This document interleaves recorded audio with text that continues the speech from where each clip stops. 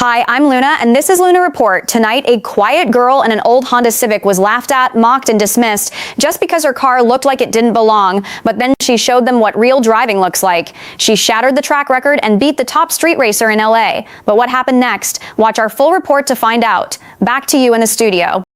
Thank you, Luna. Back to the studio, and we begin. Los Angeles shimmered under the thick heat of a Friday night, neon flickers crawling across the graffiti-scabbed walls of an abandoned industrial zone east of Alameda. The city's forgotten bones. Here, oil slicks soaked the cracked asphalt like old blood, and yet every Friday, it came alive. Engines snarled like wolves behind chain-link fences. Supers, Skylines, twin-turbo Mustangs gleamed beneath floodlights rigged to rusting cranes. The West Coast street racing elite had gathered again. Mostly men, all machines. Money dripped off mufflers and spoilers. Tires smoked in test burns. A DJ blasted Old Kendrick. Girls in cutoffs leaned on 90K builds while crypto millionaires with caffeine jitters argued about horsepower ratios. It was a temple to testosterone and torque. Then came the sound. Small, weak, a tired engine's cough. Heads turned. A beat-up 1997 Honda Civic rolled onto the lot like it had taken a wrong exit from a high school parking lot. Primer gray, one fog light cracked, bumper zip-tied on. The crowd chuckled before the car even stopped. Then the door opened. Out stepped a girl. No makeup, oil-stained hands, cap low over her brow. Just jeans and a faded tee with a barely readable Zero Engineering logo. Her black Converse were scuffed, her face unreadable. Silence stretched. Confused. Then came the laughter. Is this a pizza delivery? No way she's here to race. She doesn't even have a turbo, bro. Look at that exhaust. That's a leaf blower.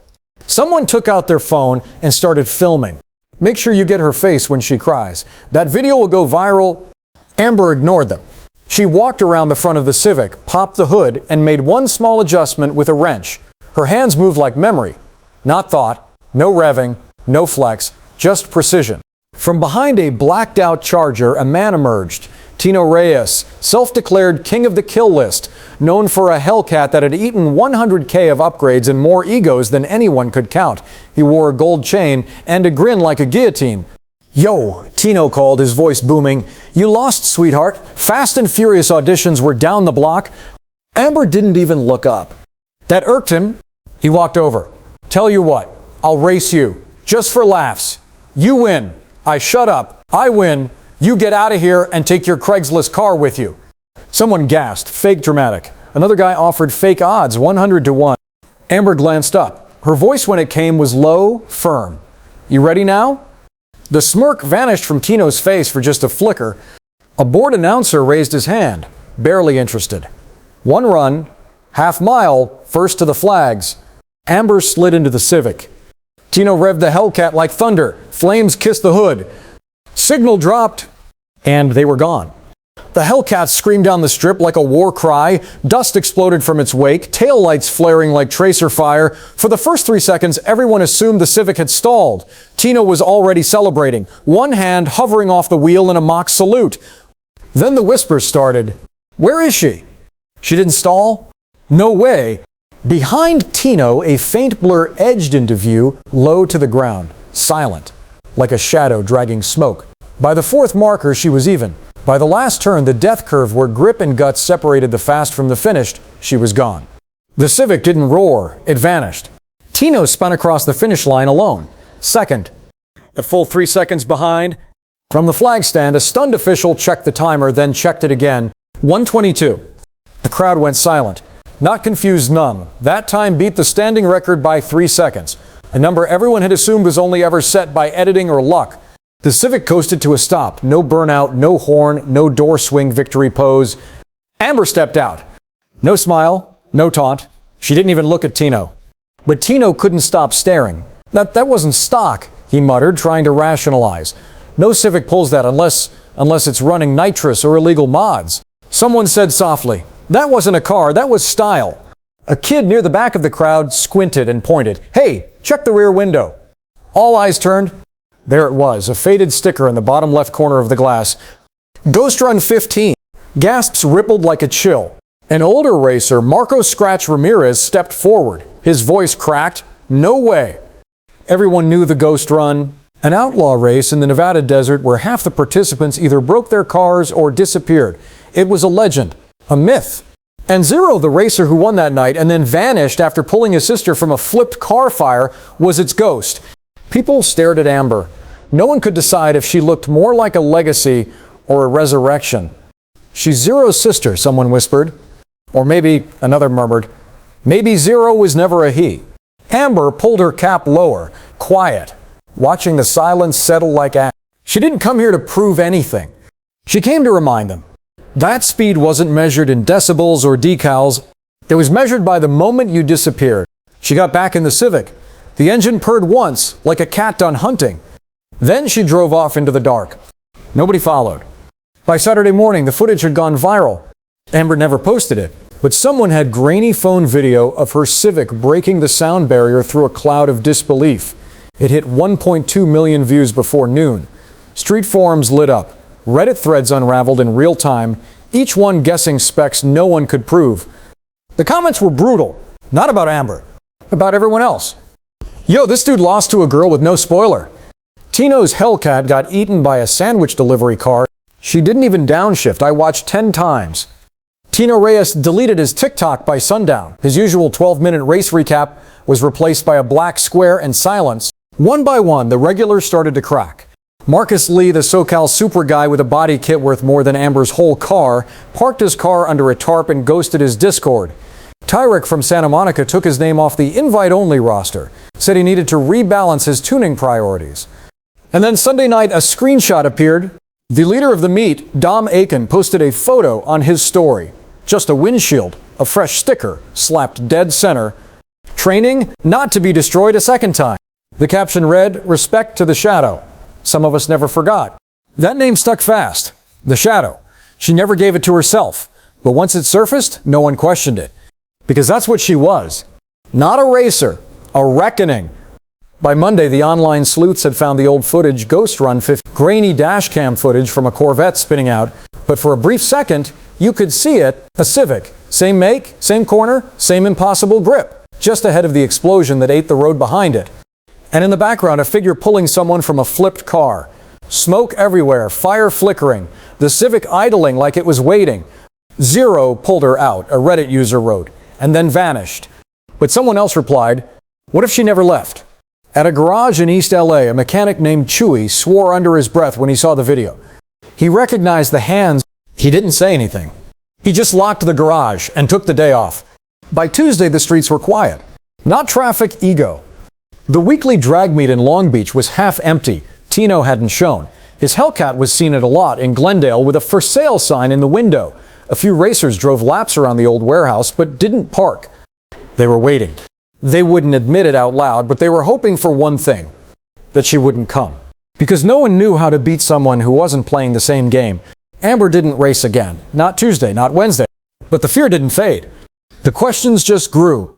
At a tuner shop in Inglewood, someone claimed they once saw her Civic back when it had primer on the door and mismatched tires. That girl rebuilt her Trans in a parking lot while her lunch was still warm, the guy said. Didn't speak. Just turned a wrench and disappeared. Another story surfaced in a Bakersfield forum. Someone swore they'd seen the same Civic on a mountain pass, drifting like it was possessed. No brake lights, he said. She used the slope like memory. I felt like I was watching the road remember her. But it wasn't the stories that broke people. It was the silence. Because in a world of revs and reels, clout and captions, Amber said nothing. She didn't post, didn't show, didn't defend or gloat. And that silence was louder than any turbo scream. Dom Aiken posted again just a black and white still from Ghost Run 15 captioned, "Some racers chase the clock, others vanish inside it." In San Jose, a girl named Raya, the only female in a team of 6, got kicked out of her squad's group chat for suggesting Amber was the best thing to happen to street racing in a decade. She started her own crew that night, Run and Smoke. It had 8 members by dawn, and somewhere between Anaheim and the edge of the desert, a closed-circuit camera caught a Civic rolling through an abandoned military test road. No plate. Same sticker. Rear view mirror removed. Like it never planned on looking back. The garage didn't have a name. It was the kind of place you only found if you knew which alley didn't have cameras and which door buzzed twice, not once. Concrete walls, no signs, smelled like rust and gasoline and old adrenaline. Amber lived there, not above it, inside it. She slept near the lift, on a cot wedged between shelves of gaskets and socket wrenches. Her pillowcase was stained with grease. A fan rattled quietly in the corner, chasing heat through the vents. And on the far wall, tucked behind a stack of crates, hung a photo. Two kids leaning against a Civic. One had her arm slung over the other's shoulder, both grinning like they just robbed the future. Her brother, Zero. That wasn't his real name. But after Ghost Run 15, that's all anyone remembered. The kid who disappeared. The driver who could bend time on corners. The legend who vanished after pulling his sister from a fireball and pushing her Civic to safety while the other car exploded behind them. No funeral, no press, just silence. Because Amber never told them he survived. But barely. 3 broken ribs, 1 collapsed lung, burns that never healed properly. He didn't die. He just stopped existing. For his own safety. For hers. He stayed off grid deep in Nevada. Let the myth grow. Let Amber heal. But she never did. Not really. She kept the Civic, rebuilt it bolt by bolt, kept the dent in the back bumper where he kicked it after a blown turn, left the sticker on the window, faded but firm. It was her shrine. But now the silence was cracking. After that race against Tino, someone spray painted the alley near her garage. The shadow lives here. She painted over it. It came back in red. Each night, someone left offerings outside, engine parts, burned clutches, notes that just said respect. A girl once left a cracked phone with a deleted TikTok account. Just a whisper, I deleted it because of you. Thank you. Amber said nothing. But she started checking the Civic more often, tuning it deeper, sharpening the ghost, because part of her had hoped that beating them once would be enough. But the deeper truth was rising. They hadn't learned. They were waiting, and this time she wouldn't just disappear. She would return like smoke, unstoppable, unclaimed, and everywhere. Thursday night, the warehouse lot buzzed, but not with joy, with dread. What used to be a weekly display of alpha machines and louder egos was now something else. There were fewer jokes, more stares toward the shadows, like the night itself had grown teeth. They were waiting for her. But Amber didn't come. Not yet. Instead, the night delivered something worse, their own reflection. Rico, the GTR guy with YouTube money and a fake British accent, pulled up in his midnight blue Nissan. Normally, kids swarmed his car for selfies. This time, they stayed back, whispering. He noticed. What? He asked. Someone pointed to the rear view. A sticker. Same font, same spot. Ghost Run 15. His smirk faded. That wasn't there when I parked, he muttered. He ripped it off, but the glue left a mark. A scar. Others checked their cars. Some found black envelopes tucked under wipers. Inside, a blurry printout of their last race, annotated with red arrows and notes. She knows your lines, your braking, your lies. No signature. No name, just the symbol, a single line of smoke sketched across a street corner. By midnight, 4 major racers had left the meet. Quietly, no goodbyes. One took his plates off before leaving. Another threw his GoPro into the river. No one blamed them. Because the legend wasn't just winning anymore. She was watching, and her silence was louder than anything.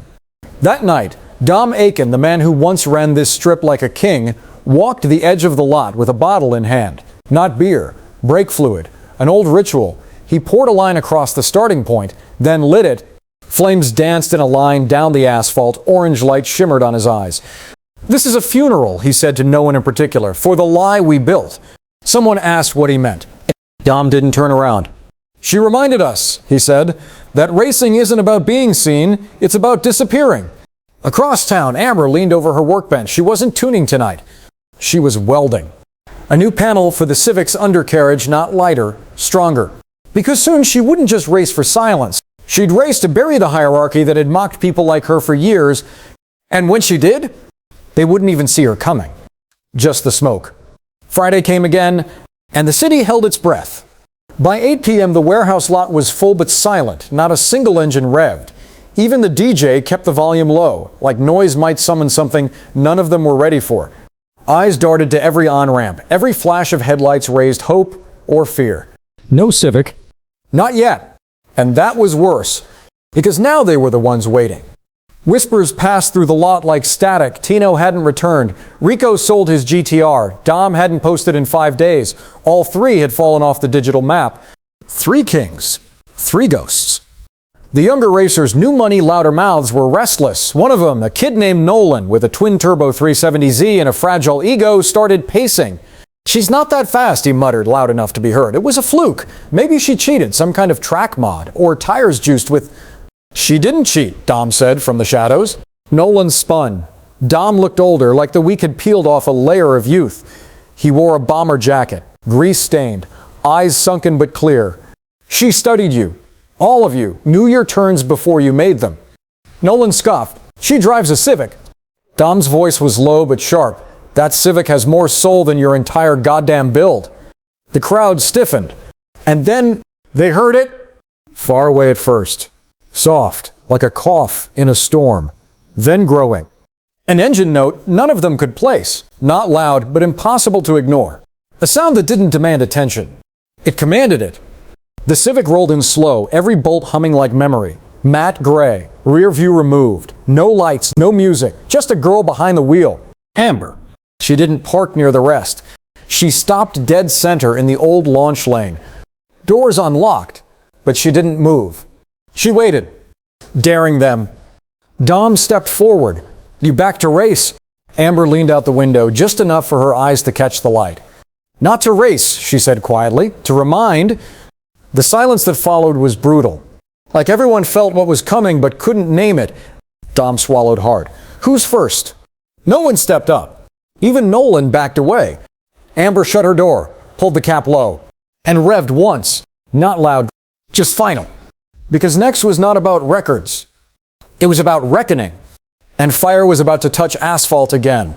Silence pressed against the lot like a weight. Nobody moved. Then Nolan stepped forward. Pride sharpened his jaw, his sneakers were spotless, his 370Z gleamed with custom paint and over 80K in mods, but his voice wavered just enough to betray the crack beneath the swagger. I'll race her, someone gasped. Dom didn't say a word, he just turned his back and walked. Nolan swaggered to his car like he hadn't heard the disbelief in the silence. He popped the door, slid in, gripped the wheel too tight.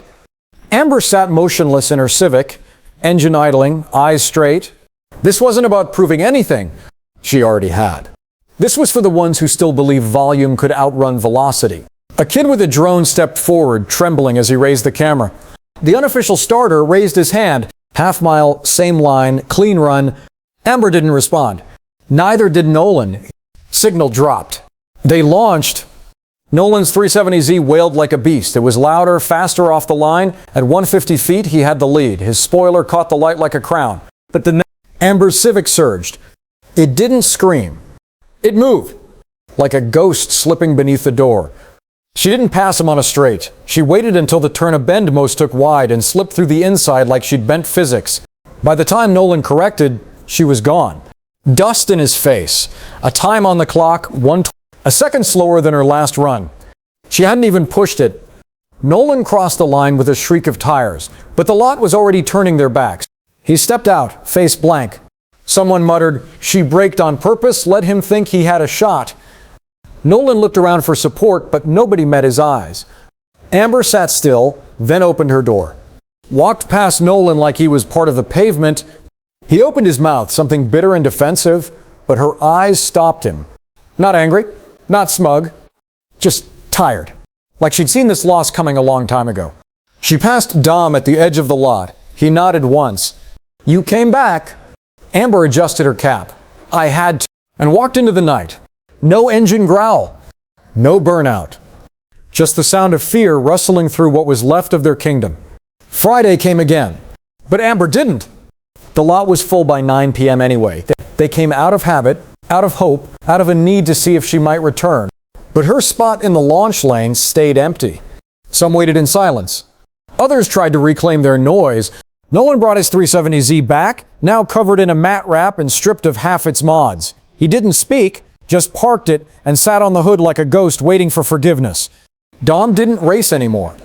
He walked the lot now, more monk than monarch, answering questions with silence and warning others with a look. Someone posted a selfie on Instagram with the caption, Friday night smoke run. The comments hit instantly. She's not there. Don't pretend you are. You got beat and turned her into a hashtag. Sit down. You lost to someone who doesn't even need followers to destroy your brand. The account went private before midnight. Meanwhile, a different kind of movement began. Raya's crew, Run and Smoke, hosted their first open race night in Pasadena. No buy-ins, no cameras, no sponsors, just runs, clean and brutal. 50 cars showed up, 10 of them women. Someone brought a Civic, not hers, but close. No one laughed. Across the state, small garage circles started tagging their bills with chalk symbols, a swirl of smoke. No credits, no brands, just the signal. The shadow remembers. By the following week, a local paper ran a small headline buried under sports scores. Underground racing scene sees surge in Civic builds, women drivers. No one quoted Amber. She never gave interviews.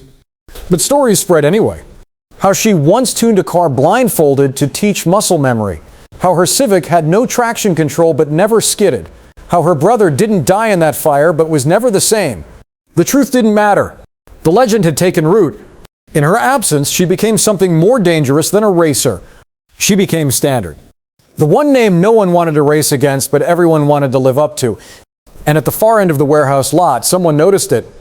New graffiti, same handwriting. The shadow was here. The asphalt remembers. Rain fell on Los Angeles. Not a downpour, just a slow, steady mist that made the city feel quieter. Streets that usually sang with engines now whispered under the hush of wet tires and shuttered garages. No one raced that night. Not out of fear, out of respect. At the warehouse lot, a few cars circled slowly but didn't stop. No one dared park in the center lane where the Civic had once idled like a blade waiting to be unsheathed. That space was sacred now. On a wall nearby, someone had painted over the old graffiti tags. In place of brands and logos, a new mural rose. A shadowed Civic disappearing into smoke. No face, just movement. Beneath it, speed isn't noise. It's the art of leaving no trace. Dom stood beneath it, hoodie soaked through. He didn't move, didn't speak. He was guarding it, just in case. Because the city still whispered rumors that she was seen near Tehachapi Pass, that a Civic had dusted 2 WRXs in silence on the 11th, that a girl with oil on her hands walked into a garage in Fresno and asked for nothing but a socket wrench and a song on the jukebox, but none of them had proof, just smoke and memory. Raya's crew grew. Run and Smoke had spread to 6 cities. Their motto wasn't flashy, it was printed on the back of their jackets. Grace, grip, gone. Sponsorship offers started arriving in her name. She never responded. When Racing Magazine tried to crown her Driver of the Year, their emails went unread. Their cover ran anyway with a blank face, a grayed-out Civic, and the title, The One Who Doesn't Need the Crown. In a garage outside Mojave, a man with old burn scars watched the rain slide down a closed bay door. He didn't say her name, just turned the key in a rebuilt Civic, let it purr once, and shut it off. Then he whispered, "She's better than we were." Back in LA, at the warehouse lot, someone laid a sticker on the asphalt, not to claim victory, to acknowledge loss. It read, "I raced her once, she erased me." By the time the rain stopped, the warehouse was empty again. The mural stood untouched. And beneath the center line, where the water pooled and drained, a single set of tire marks glimmered. Faint, impossible to trace, but somehow still warm. Because the shadow didn't just come and go. She reminded the city of what racing had once meant. Not clout, not cameras, just asphalt and silence. And those lucky enough to have raced her, they would always remember.